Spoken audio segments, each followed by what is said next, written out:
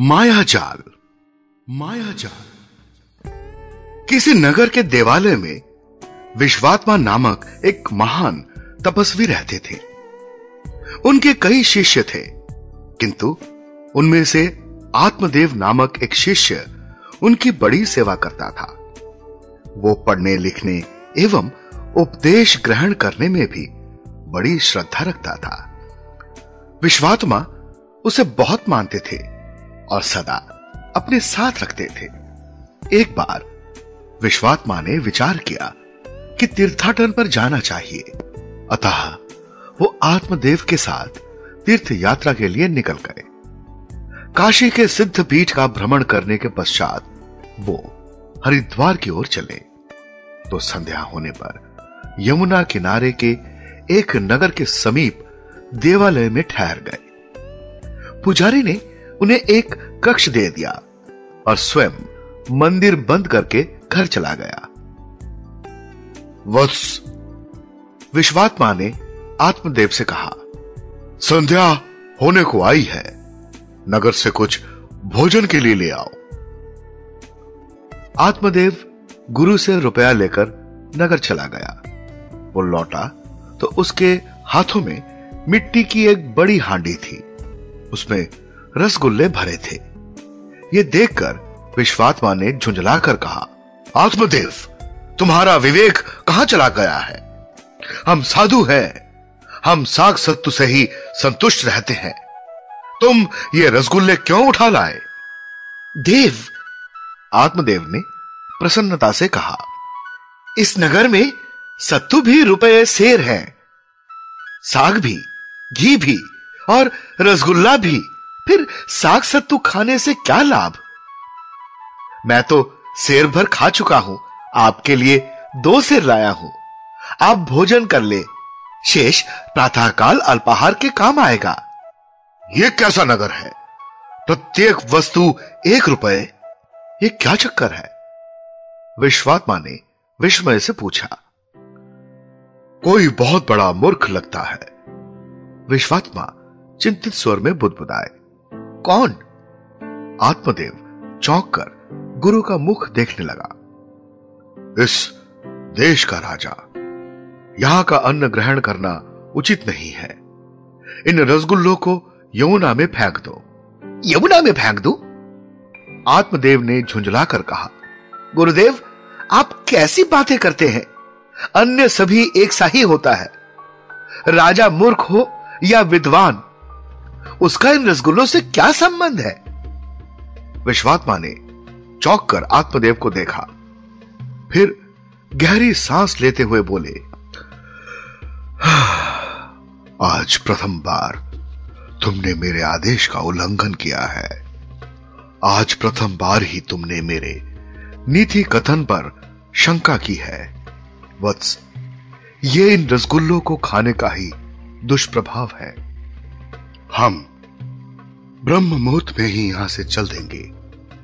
आपको जाना हो तो जाइए, मैं इस नगर को छोड़कर नहीं जाने वाला।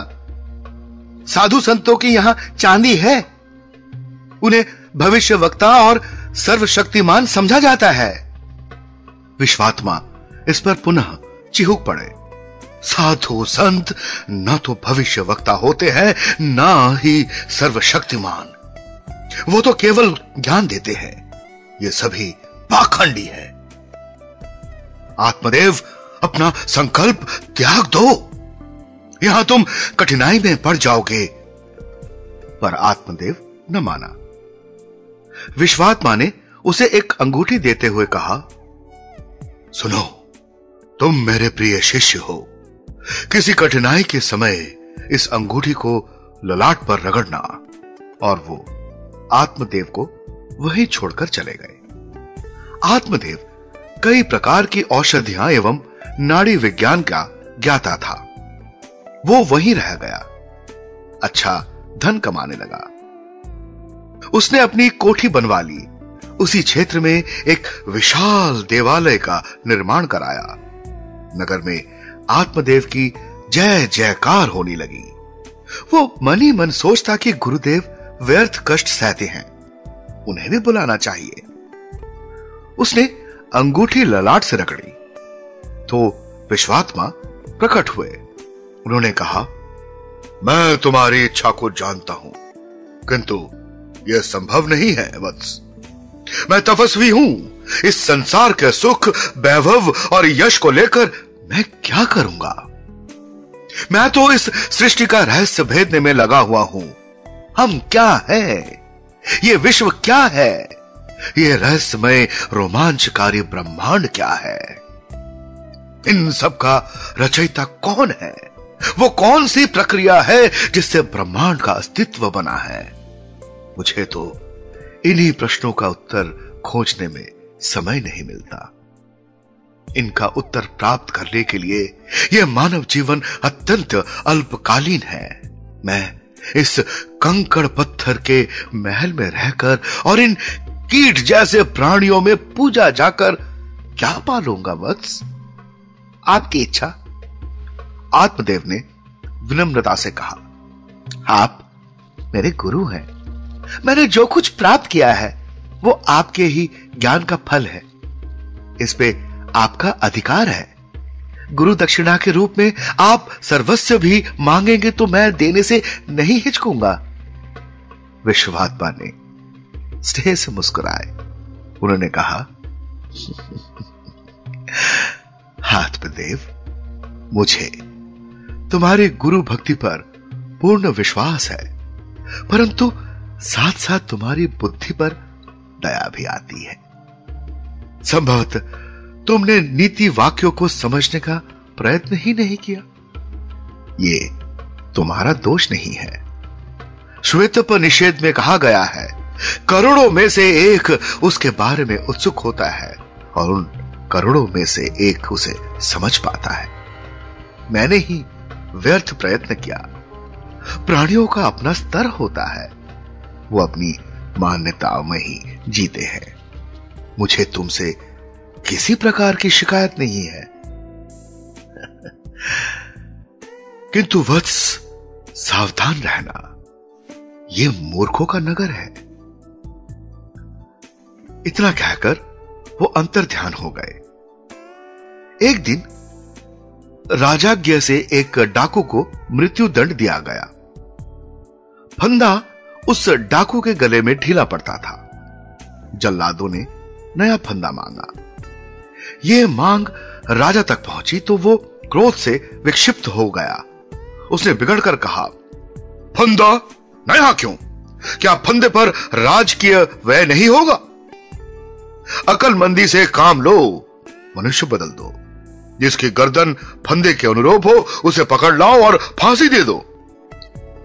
इस तरह राजकोष का अपव्यय भी नहीं होगा और काम भी चल जाएगा। समझे मूर्खई के? राजा के आदेश से उस डाकू को छोड़ दिया गया। आत्मदेव को इसका ज्ञान न था। वो उसी समय राज्याधिकारी के समीप चला गया। उसने आत्मदेव की गर्दन देखी और गिरफ्तार कर लिया। आत्मदेव को जब वस्तु स्थिति का ज्ञान हुआ तो वो भय से चिल्लाने लगा। सैनिकों ने राजकीय कानून के सामने आत्मसमर्पण करवाने के लिए उसे पीटना प्रारंभ कर दिया। डरकर आत्मदेव चुप हो गया। उसने अंगूठी ललाट पर रगड़ी। विश्वात्मा तुरंत प्रकट हो गए। वो हंस रहे थे। उन्होंने कहा, आत्मदेव, मैं तुम्हारी ओर से निर्लिप्त कभी नहीं हुआ। तुम न भी बुलाते तो भी मैं आ जाता।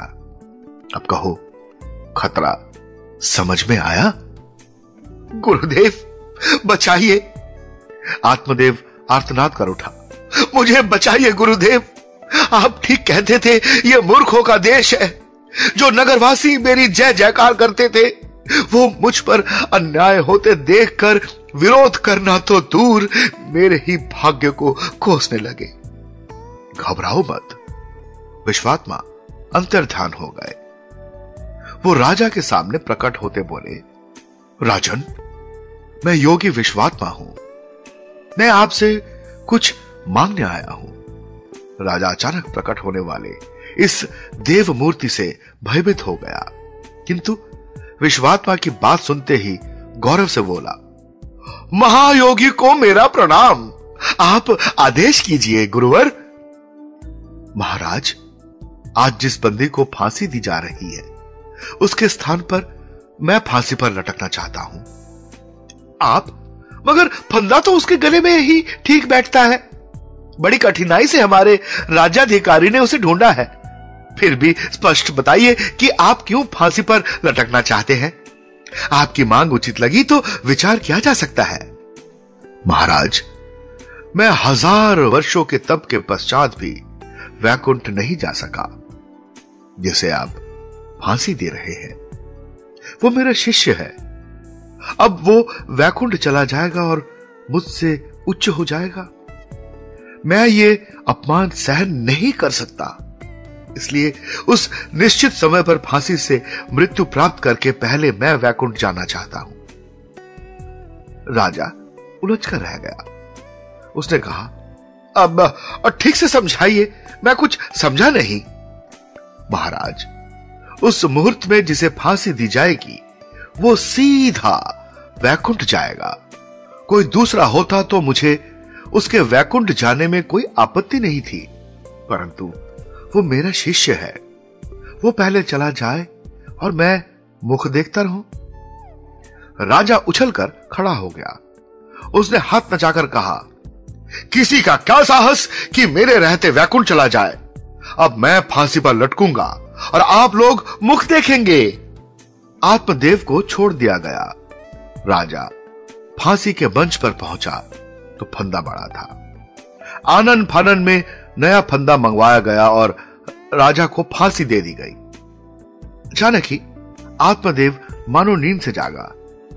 उसने पूछा, गुरुदेव, मैं कहां खो गया था? यही वो माया जाल है वत्स, जो आत्मज्ञान तक पहुंचने ही नहीं देता। तुम बच गए आत्मदेव। तुम भाग्यशाली हो। करोड़ों में से कोई एक ही इससे बच पाता है। आओ चले उस परमात्मा की ओर जो सब रहस्यों का ज्ञाता है। आत्मदेव उनके साथ चल पड़ा।